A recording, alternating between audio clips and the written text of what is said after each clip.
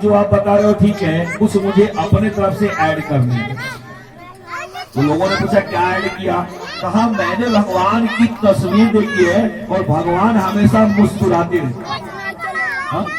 तो मैंने वो मुस्कुराहट ऐड कर दी और देखो आप वास्तव में अरुण गोविल को राम जी की तरह ही पूजा जाता है ना?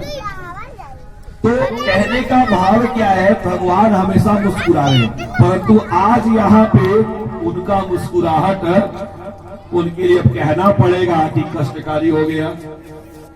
भगवान विष्णु आंख बंद किए हुए मुस्कुरा रहे हैं, लक्ष्मी जी पांव दबा रही है, तो लक्ष्मी जी सोचती है बाप रे बाप आज बात क्या है, इतना ज्यादा क्यों मुस्कुरा रहे? कहीं ऐसा तो नहीं कि मुझसे भी अधिक सुंदर स्त्री इनको कोई मिल गई हो और उसको देख करके मुस्कुरा रहे हो। अब जैसे ही लक्ष्मी जी ने सोचा तो उनके शरीर में तामसी शक्ति जो होती है वो बढ़ गई। आप ही हो, बड़े ध्यान से बड़े प्रेम से कथा सुन रहे हो, मैं ही हूं जो बड़े प्रेम से कथा सुना रहा हूं, लेकिन हमारे अंदर ही तामसी शक्ति आ जाती है तो हमारा रूप बदल जाता है, राजसी शक्ति आती है तो कुछ और रूप बदल जाता है। तो इस प्रकार से लक्ष्मी जी के अंदर जैसे ही तामसी शक्ति आई, लक्ष्मी जी ने श्राप दिया, ताम अस्ताविष्ट देहास सुखोपतिशयम् तदा सनकै समोवाचेदम् इदं पततु सूते शिरः। महाराज जिस मुख से बड़ा मुस्कुरा रहे हो ना, यह तुम्हारा सर कट करके गिर जाए। कहते हैं यह स्त्री का स्वभाव है। स्त्री स्वभाव के कारण, भावी वश संयोग के कारण बिना सोचे समझे ही लक्ष्मी जी ने अपने सुख को विनष्ट करने वाला श्राप दिया। देखो आप कहते हो क्या, नारी स्वभाव सत्य कभी कही अवगुण 8 सदा और,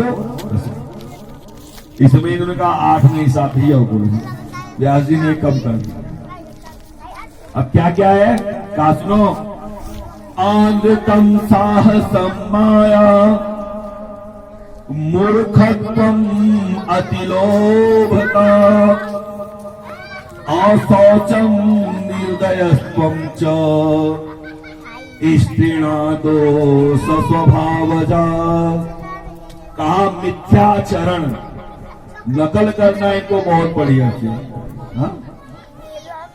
दूसरे का कुछ भी दिखाई देगा तो कहेंगी बस करो वही अब मुझे होना चाहिए, भले इनके पास 1 लाख का उनके पास 100 रुपए का है। मिथ्याचरण करना।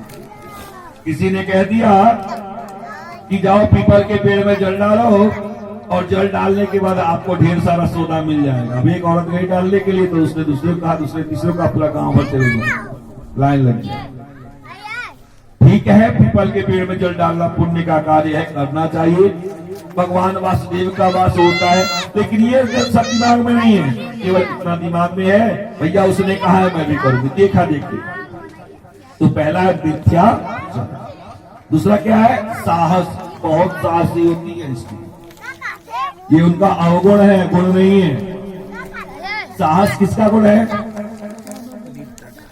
साहसी किसको होना चाहिए? नहीं, याद रखिएगा यही तो एक बात है। शक्कर मीठा होता है कि तीखा? मीठा होता है, परंतु अगर किसी को बीमारी हो शक्कर की तो उसके लिए शक्कर क्या हो गया? हाँ, तो इसी प्रकार से साहस स्त्रियों के लिए अवगुण है, पुरुषों के लिए गुण है। अगर साहस के मान के बीच मैदान में पुरुष को छोड़ के भाग जाए या घर में से निकले ही नहीं तो उसको क्या कहेंगे? कहेंगे औरत हो गया क्या भाई, घर में से नहीं निकल रहा है ना? और वही कार्य अगर स्त्री घर में से निकल के बाहर चली जाए तो उनका क्या बन गया? वो अवगुण हो गया ना। तो इसी प्रकार से एक ही वस्तु है परंतु दो के लिए अलग अलग है। तो यहाँ पे साहस जो है वह क्या हो गया? अवगुण हो गया। तीसरा है माया। 1 मिनट में आप उनसे बात करेंगे, जैसे जैसे मान लीजिए मायको की जाए भेंटने के लिए, तो एक मिनट में रो करके भेंट के खूब हाल चाल खूब रो लेंगी और दूसरे मिनट में हाल चाल पूछना शुरू कर देंगी। समझ में नहीं आता कि वो माया आती कहाँ से है, वो स्त्रियों का स्वभाव है। तो यहाँ पे कहा गया कि माया, उसके बाद आ गया मूर्खता। मूर्खता इसलिए क्योंकि इनको समझाना स्त्री हठ, बाल हठ, राज हठ, ये तीन इतने खतरनाक हैं कि अगर ये अपने चरमोत्कर्ष पे आ जाए तो सर्वनाश के अलावा दूसरा कुछ होता नहीं है, याद रखिएगा। हट, तो ये मूर्खता है। उसके बाद क्या है? अति लोभ। एक बड़ा सुंदर सा दृष्टांत आता है, पढ़ा था कहीं पे कि एक बार दो पुरुष आपस में बात कर रहे हैं कि बताओ संसार में सबसे ज्यादा लोभ किसके पास होता है। तो कहा लो, अब जिसके पास होगा सामने आ जाएगा। तो इन्होंने कहा एक काम करते हैं, कुछ धन गिरा के देखते हैं। तो धन गिरा दिया और धन गिराने के बाद अब पति पत्नी दोनों जा रहे हैं। तो पति ने जब धन को देखा तो कहा अरे यहाँ धन है। पत्नी ने कहा चुप रहो, तुमको खाली धन की चिंता रहती है, चलो चलो आगे बढ़ो देखा जाए। और पत्नी ने क्या किया? पैर से उसको ढक दिया, धूल से ढक दिया उसको, ढक के आगे निकल गई। मुझे देखने वाला पहला अर्थ उसका देखो, वास्तव में पुरुष बड़ा लालची होता है और स्त्रियां लालची कम होती हैं। उसने पांव से ढक दिया। अभी बात ही कर रहे हैं तब तक पुरुष को कहा कि अच्छा क्यों मुझे हो, मैं आ रही, कुछ काम बाकी रह गया। वापस आई, इधर उधर देखा और जो धूल से ढक दिया था उसको उतार के फिर निकाल के लेके चली। अब बताओ कौन लालची है?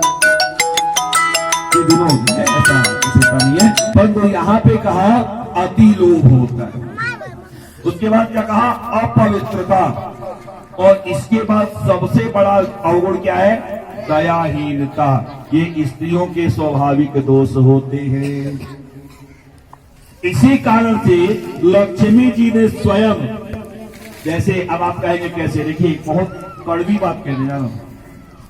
जब दो स्त्रियों को आपस में झगड़ा होता है तो सबसे पहले उनके पास दो कसम बड़ा आसान होता है। एक पुत्र का कसम होता है, एक पति का कसम होता है। दोनों ऐसे होते हैं इनका कसम खाने के एकदम स्वतंत्र।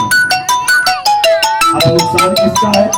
चाहे उल्टा चले चाहे सीधा चले, नुकसान अपने आप का ही है। तो इसी प्रकार से लक्ष्मी जी क्रोधित हुई, क्रोधित होकर के उन्होंने श्राप भी दे दिया। लेकिन किसको दिया? अपने आप को श्राप दे दिया। माता जी कहती है भैया अब भगवान विष्णु के धड़ पे अगर सर जुड़ेगा किसी का तो वह एक अश्व का सर जुड़े। उसका नाम है हयग्रीव। पहले आपने कभी टांगा को देखा है? टमटम टांगा। तो जो घोड़ा चलाने वाले होते हैं क्या बोलते हैं? घोड़े को हाँकने के क्या बोलते हैं? सही है। लेकिन सही से जब घोड़े को चलाना होता है तो क्या बोलते हैं? घोड़े को क्या बोलते हैं? क्या करके चलाते हैं? कैसे चलाते हैं? नहीं पहुंच पा रहे, सुनिए जाने दीजिए। बोलते है। जब ये आवाज करते तो घोड़ा चलता है। वास्तव में संस्कृत में अश्व को हय कहा जाता है। अश्व को हय कहा जाता है। और इस बात को हम इंसान भले न समझ सके, लेकिन घोड़े संस्कृत के बड़े जानकार हैं, उनको पता चल जाता है भाई मेरा नाम लेकर बुला रहा है तो तेज भाग रही। हय अश्व को कहते हैं। और ग्रीव से ऊपर का भाग हय का है, इसलिए उनको हयग्रीव कहा।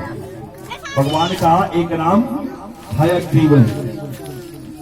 तो उस समय कहते जानते हो प्राचीन काल में बहुत बड़ा राक्षस हुआ जिसका शरीर मनुष्य का है परंतु सर से जो है वो घोड़े का है। उसका नाम हयग्रीव था। उसने एक बार माता आदिशक्ति जगदम्बा की बड़ी अच्छी तपस्या की। और तपस्या करने के बाद जब माता जी प्रसन्न हो गई, माता जी ने कहा अच्छा मांगो, क्या मांगते हो, क्या चाहिए? हयग्रीव ने कहा माता जी अगर बड़े प्रसन्न है तो मुझे अमर कर दीजिए। माता जी मुस्कुराए, उन्होंने कहा देखो संसार में अमर तो को नहीं हो सकता, जातस्यं हि ध्रुवं मृत्यु ध्रुवं जन्म मृतस्य च मर्यादा चेदृशी लोके भविष्यं कथम अन्यथा। क्या निश्चित है? आया है सो जाएगा, राजा रंग फकीर आया है सो जाएगा, राजा रंग फकीर। कोई सिंहासन चढ़ी चला, कोई बांधा जंजीर, भजले हरे हरे, भजले हरे हरे, भजले हरे हरे, भजले हरे हरे। आया है सो जाएगा, राजा रंग फकीर आया है सो जाएगा, राजा रंग फकीर। कोई सिंहासन चढ़ी चला, कोई बांधा जंजीर, भजले हरे हरे, भजले हरे हरे, भजले हरे हरे, भजले हरे हरे, भजले हरे हरे, भजले हरे हरे। धर्मी सिंहासन चढ़े, पापी डंडे खार, धर्मी सिंहासन चढ़े, पापी डंडे खार। दया धर्म करते चलो, मानो मेरी बात, भजले हरे हरे, भजले हरे हरे, भजले हरे हरे, भजले हरे हरे। और इस प्रकार से माता जी ने कहा, भैया जो आया है उसको जाना पड़े, इसके अलावा कुछ और मांग लो। तो हयग्रीव कहता है, अच्छा ठीक है, कोई बात नहीं, मुझे अमर नहीं करेंगी ना, संतोष। एक काम कीजिए, मेरी मृत्यु अगर हो तो हयग्रीव के हाथ से ही हो। हयग्रीव बड़ा चालाक था, वो जानता है कि संसार में कोई ऐसा व्यक्ति तो सहज मिलेगा नहीं जिसका शरीर मनुष्य का हो और सर घोड़े का हो। तो इसलिए उसने कहा कि मेरी मृत्यु अगर हो तो हयग्रीव के हाथ से ही हो, और किसी के हाथ से मुझे मरना स्वीकार नहीं। तो माता आदिशक्ति जगदम्बा कहती हैं, भैया यही कारण है कि हयग्रीव का स्वरूप भगवान विष्णु ने धारण। यही नहीं, भगवान विष्णु माता आदिशक्ति जगदम्बा की तब भी प्रार्थना करते हैं जब मधु और कैटभ दोनों के साथ युद्ध करना होता है। अपने मार्कंडेय पुराण के अंतर्गत दुर्गा सप्तशती है, उसमें मधु कैटभ की कथा सुनिए। यहाँ पे ऋषियों ने प्रश्न किया है, जिसके उत्तर में सूत जी कहते हैं, प्राचीन काल में दो असुर उत्पन्न हुए भगवान विष्णु के कान के मैल से। एक का नाम था मधु और दूसरे का नाम था, और दोनों का स्वरूप है, एक का स्वरूप है पीतवर्ण और दूसरे का स्वरूप है रक्तवर्ण। वास्तव में ये मैल जो है ना, हमारी निंदा है, हमारी निंदा कहिए, दूसरे की निंदा कहिए। निंदा स्वरूप जो है वही मधु और केतव। जब आप किसी को अपने कान से किसी की निंदा सुनते हो, या किसी के द्वारा सुनते फला व्यक्ति मेरी निंदा कर रहा था, तो आपके मन में जो उत्पन्न होता है क्रोध, वही है मधु और केतव। और जब भी ये प्रकट होता, अच्छा मान लिया बड़े ज्ञानवान है, बड़े बुद्धिमान है, भगवान में भक्ति है, सारी चीजें हैं, और कोई व्यक्ति आया और आकर के उसने कहा कि अमुक व्यक्ति आपको बहुत गाली दे, तो क्या होता है? हाँ, वो गुस्सा क्यों आया? क्योंकि आपके अंदर हृदय में जो कमल है वहां पर ब्रह्मदेव बैठे हुए हैं, और जैसे ही कान के मैल से मधु कैटभ प्रकट होते हैं तो उनका पहला काम यही होता है कि वह ब्रह्मदेव को खाने का प्रयत्न। यही कार्य तो किया उसने, यही कार्य करते हैं ना। जैसे प्रकट हुए, खाने के लिए देखा कहीं कुछ नहीं है, तो कहा एक काम करते हैं, बस करो यही ब्रह्मा जी हैं, इन्हीं को अपना आहार बनाएंगे। अब जैसे ब्रह्मा जी को आहार बनाने के लिए प्रयत्न करते, ब्रह्मा जी ने कहा भाई देखो ऐसा है, मेरी दाढ़ी देखो, क्या यह अच्छा लगेगा कि एक सफेद दाढ़ी वाले व्यक्ति से आप जाकर के युद्ध कर रहे हो? अरे अपने बराबर योद्धा खोजो, लड़ना वड़ना हमारा काम नहीं है। कुछ ज्ञान की बात जाननी हो, कुछ पूछना हो तो पूछ लो, मैं बता दूंगा, लड़ना मेरा काम नहीं है। कहा तब, कहा महाराज किसी और को पकड़ो, कहा आप बताइए किससे युद्ध करें। अगर आपने बता दिया तो ठीक है, नहीं तो हम लोग आपको खा जाएंगे।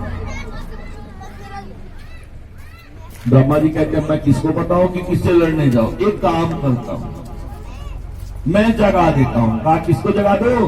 कहा भगवान विष्णु को जगा देता हूं, जिनके द्वारा मेरी सृष्टि हुई। और इस प्रकार से जब भगवान विष्णु को जगाने का प्रयत्न करते हैं ब्रह्मदेव, तो भगवान विष्णु जगते नहीं। आज भगवान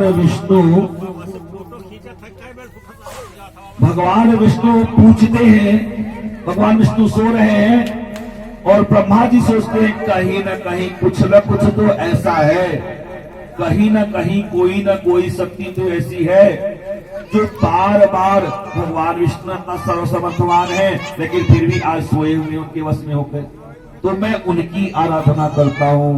और इस प्रकार से भगवान ब्रह्मा जी ने माता आदिशक्ति जगदम्बा की योग निद्रा के रूप में आराधना करनी शुरू करी है।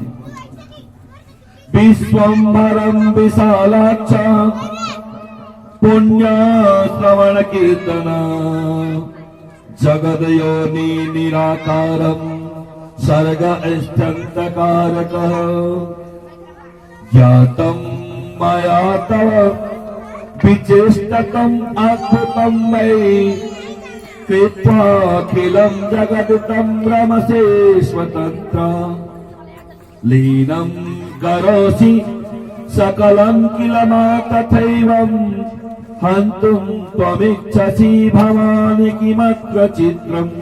हे मां आदिशक्ति जगदम्बा, अगर आप कृपा करें तभी हमारा उद्धार हो सकता है। मां ने अपने प्रभाव को समेट लिया है। माता आदिशक्ति जगदम्बा जो निद्रा रूप से, योग माया के रूप से भगवान विष्णु को अपने अधीन की हुई है, उन्होंने नासिका, भ्रूमध्य और आंख के पास से अपना प्रभाव हटा लिया है। और इस प्रकार से भगवान विष्णु और मधु कैटभ के बीच में काफी समय तक युद्ध होता है। जैसा कि मैंने आपको कथा में बताया है शुरुआत में ही, अगर मधु युद्ध कर रहा है तो और कैटभ युद्ध करता है तो मधु आराम कर लेता है।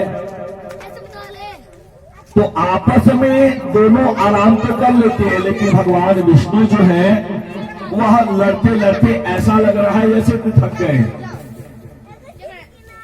अंत में भगवान विष्णु ने माता आदिशक्ति जगदम्बा की आराधना की है। भगवान विष्णु कहते हैं मां, यह तो बड़ी विचित्र स्थिति है सामने। मुझे लगता है कि मैं आसुरी शक्तियों पर विजय प्राप्त कर लूंगा, लेकिन अब ऐसा मुझे महसूस होता है, पता नहीं क्यों, कि मैं हार जाऊं। एक कृपा करें तो बड़ी अच्छी बात होगी, और कृपा सिर्फ इतनी करनी है कि चाहे जिस प्रकार से वो इनकी बुद्धि को मोहित कर दे।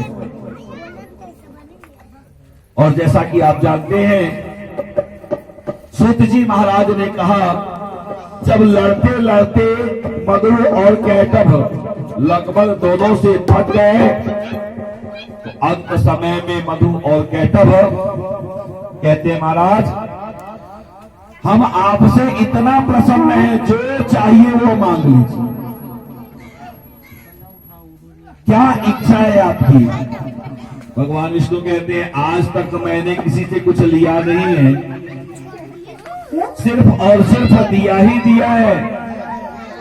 तो ठीक है, अगर वास्तव में कुछ देना चाहते हो तो एक काम करो, मेरे हाथों ही तुम्हारी मृत्यु हो जाए, यही एक वरदान दे दो और कुछ जानने की जरूरत नहीं। मधु और कैटव दोनों मन में विचार करते हैं कि हमने तो सोचा था कि हम जीत गए, लेकिन आज हमें महसूस हो रहा है कि हम जीत कर भी हार गए। तो बड़ा दिमाग लगाया है और समय में देखते हैं क्या कि चारों तरफ जल ही जल है।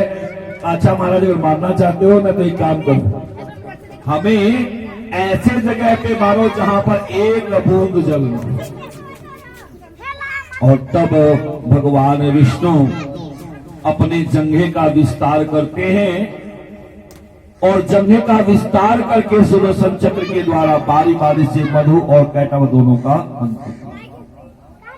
तो मधु कैटव को जब मारा है तो उनकी मेदा समझते हैं, चर्बी पूरे जल में फैल गई और वही संघनित होकर के धरती का रूप धारण कर।